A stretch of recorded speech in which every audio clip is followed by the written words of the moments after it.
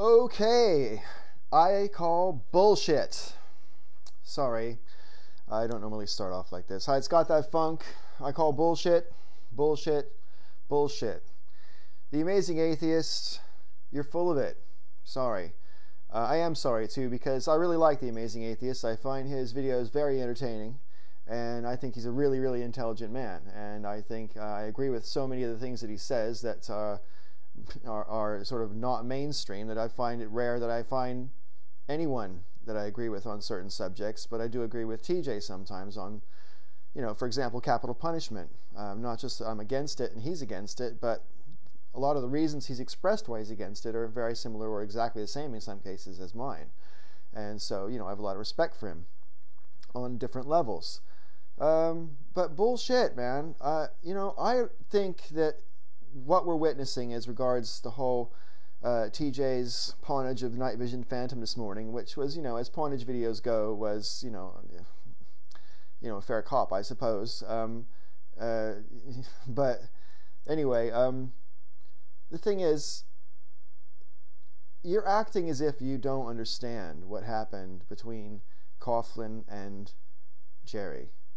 And I call bullshit. I think we're witnessing the Amazing Atheist, the character here. I don't think we're witnessing what you actually think.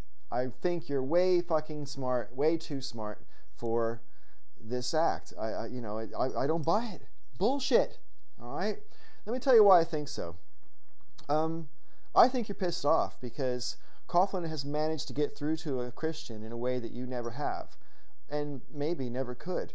Not by changing his beliefs about his religion, but by changing his beliefs about us, the non-religious, people who believe differently to him. The person who made the video a few months back that you first pwned, in your night vision phantom pwnage number 1, where Jerre goes on about how the world will basically go to hell if liberals take over. Jerry's views in that video are indefensible. And, I think everything you said in that video, well done, fine. I don't fuss about that video. And I thought Jerre must have been a satire at the time. I thought, no way, no one can really be like that. No way. He's just trying to piss people off, Anyway, and then when Jerre did his original challenge to Coughlin 666, he comes across as kind of a brat, a smarmy, cocky little, I'm going to show you, boy, kind of attitude. And if you actually compare that with the final round videos, there has been a genuine transformation. And if you follow the whole series, there's been a genuine transformation in the way that Jerre regards people who don't think like him, just because they've been treating him well. And I think there's something to that right there that you're totally overlooking. You say, you don't have any respect for views like that, and therefore you don't have to treat someone well, because why should you bother treating someone well like that? Well, because we are stuck on this rock together, TJ. We are stuck on this planet together. The logical conclusion of saying that you can't accept someone because of what they believe is their death or yours. Either we try to get along in the world, or we accept the fact that we're going to kill each other, and then we might as well get busy. Why bother with peace and tranquility? Let terror reign, if that's how you feel. I don't think it's consistent with the way your morality comes across in all of your sort of social and political and atheistic viewpoints. For you to sort of dismiss this as some kind of love-in. Come on.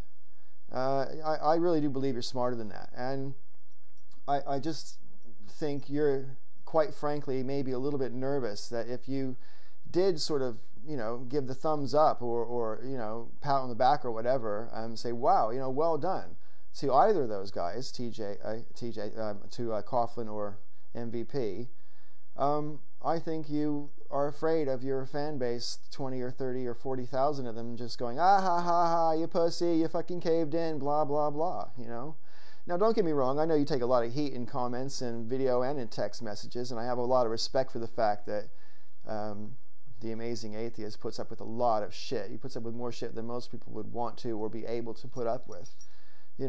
So don't underestimate the man, obviously, but just because you don't deserve to be underestimated, Mr. Amazing Atheist, doesn't mean that you have the right to underestimate everybody else.